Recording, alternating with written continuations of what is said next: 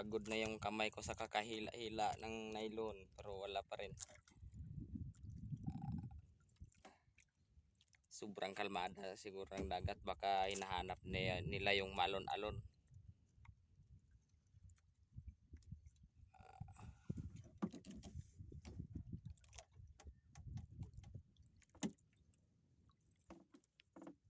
Kaya abang-abang tayo, baka may dadawi pa. Mga 2 oras na kami palutang-lutang. Yan. Halos pagod na. Bawi lang tayo sa mga susunod na pangangawil natin. Baka doon tayo pala rin. Sa ngayon ay mahina yung yung kain ng isda dahil siguro sa lakas din ng agos. Madami naman display yung fish finder namin. Yun nga lang, mga busog na siguro sila kasi mataas na yung araw bago kami nakarating dito.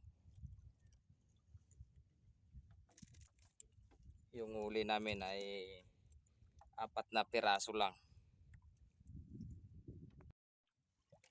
Yan lang yung huli namin, halos pang ulam lang. Pero bawin lang tayo sa mga susunod. Ay, buhay ng mangingisda. Parang alon din. Ayan, nasa 20 fathoms na tayo. Kanina ay nasa 15 fathoms lang. Ayan. Maya-maya ay uuwi na rin tayo. Mataas na yung araw. Masakit na sa masakit na sa balat yung init.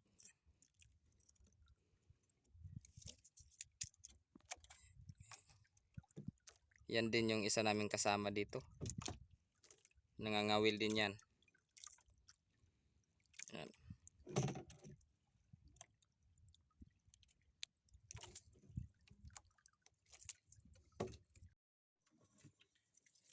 Grabe, sobrang kapal ng kawan. 12 fathoms lang yung kawan ay nasa 10 dipa.